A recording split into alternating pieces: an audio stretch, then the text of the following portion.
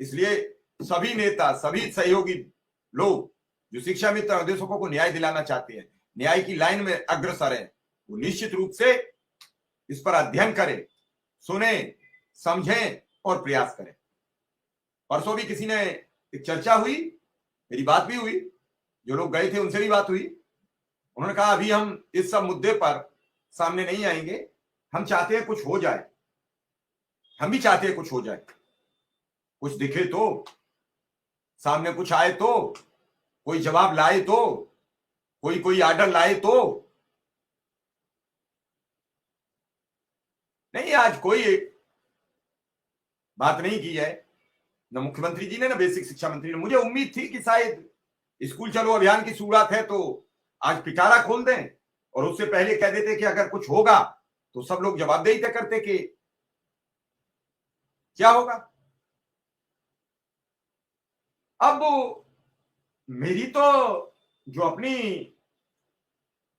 बुद्धि और दिमाग काम कर रहा है उसके मुताबिक अब सरकार को खुल के ऐलान कर देना चाहिए और ये कह देना चाहिए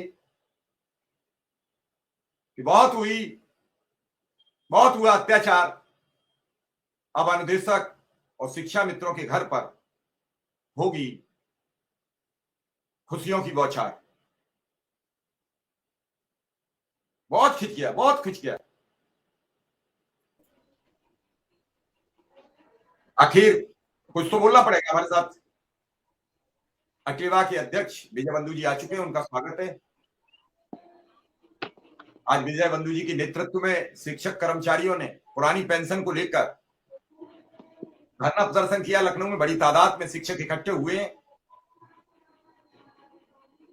और ज्ञापन दिया गया है।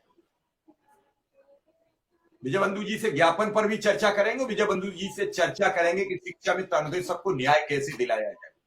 विजय बंधु जी एक छोटे गांधी के रूप में अपनी पहचान बना चुके थे, लेकिन जब 2024 में लोकसभा में नहीं 2023 में जब मध्य प्रदेश, राजस्थान और छत्तीसगढ़ सरकार वापस कर गई तो फिर भाजपा ने विजय बंधु जी की बात पर भी गौर करना बंद कर दिया। जबकि मध्य प्रदेश, राजस्थान और छत्तीसगढ़ की बात से पहले सरकार हिल गई थी जब विजय बंधु जी ने अक्टूबर में पूरा रामलीला मैदान भर दिया था। रामलीला मैदान में जगह नहीं बची, कर्मचारी सड़क पर घूम रहे थे और इतना शांतिपूर्ण आंदोलन जो हुआ था, धरना, कि किसी व्यक्ति की एक पानी की बोतल किसी ने छीन के नहीं पी थी। इतनी बड़ी भीड़ में, जहां लाखों की तादाद में हो, तो कई पुलिस अधिकारियों ने यह बातचीत की कि आज मालूम पड़ा कि शिक्षक कर्मचारियों का आंदोलन कैसा होता है। यह सब नेतृत्वकर्ता के ऊपर डिपेंड होता है। नेतृत्वकर्ता आंदोलन को कितना सटीक ले जाए। मैंने वो देखा था सैलाब अपनी आंखों से, मैंने उस सैलाब को रिकॉर्ड किया अपने कैमरे से। विजय बंधु जी, आज फिर आप सड़कों पर उतरे, आखिर क्यों? विजय बंधु जी।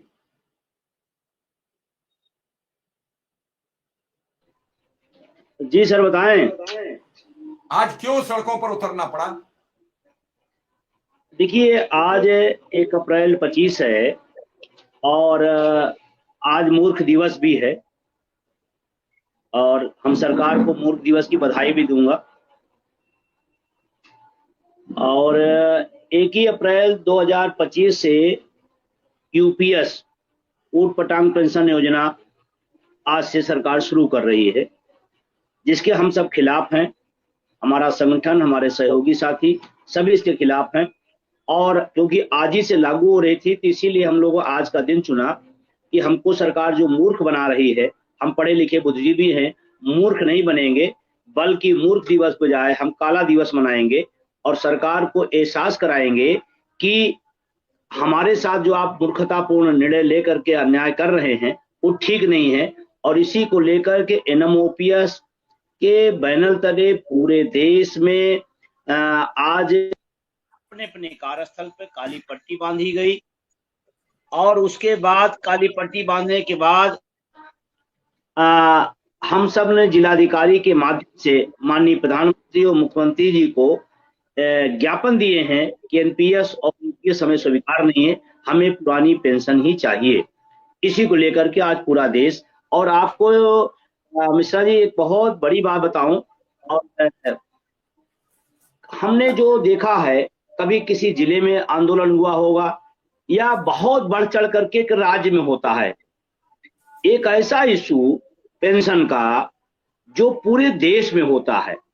मेरे जैसे अदने से आदमी की हैसियत नहीं है कि हम पूरे देश में आंदोलन करा पाए, लेकिन इस मुद्दे की ताकत है। बस हम लोग क्या है, ईमानदारी से संघर्ष कर रहे हैं, लोगों का विश्वास बना हुआ है। और आज पांडिचेरी से मेरे पास फोटोज आए हैं कि हम लोग काला दिवस, रेल के डिब्बों से लोको पायलट चलते हुए काली पट्टी बांध के अपनी फोटो भेजा हुआ है। देश का कोई कोना नहीं बचा है जहां पर आज काली पट्टी बांध करके यूपीएस और एनपीएस का विरोध ना किया गया हो। सरकार को इस बात को समझना चाहिए कि जिसको हम देने वाले हैं वो खुद कह रहा है कि हमें नहीं चाहिए, तो आप क्यों अनावश्यक इस तरह की जबरदस्ती आप क्यों थोपना चाहते हैं। 20 साल एनपीएस में हमारे समय खराब किए, पैसे खराब किए, तमाम सारी चीजें, 20 साल नुकसान किया। अब आप यूपीएस लाख खड़े होकर दिए, फिर आप 20 साल बाद कहेंगे नहीं नहीं ये तो गड़बड़ थी, अब हम ये कर रहे हैं। तो ये बार बार का झंझट क्यों कर रही सरकार। मैं यही आज पूरे देश के कर्मचारियों का सवाल सरकार से है, और सरकार से पुनः आपके माध्यम से, आपके चैनल के माध्यम से, जो लगातार जनवादी मुद्दे को उठाते रहते हैं आप, और आपकी बहादुरी और आपके चैनल के संघर्ष को मैं दाद देता हूं।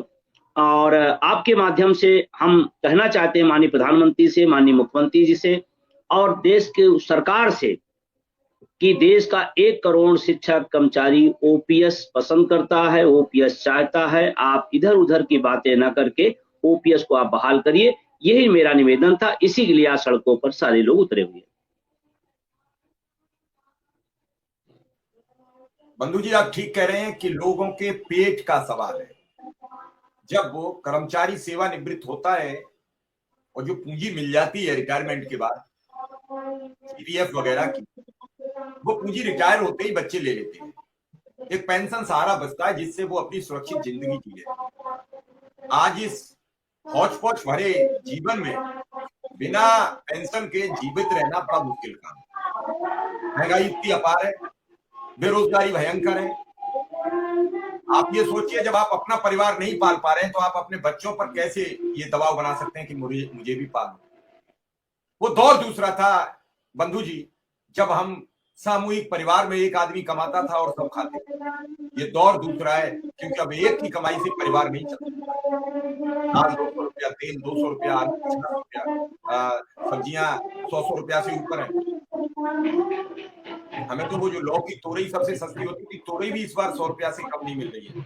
लौकी तब भी 20 से 30 रुपया मिल जाती है, किसी दिन 40 रुपया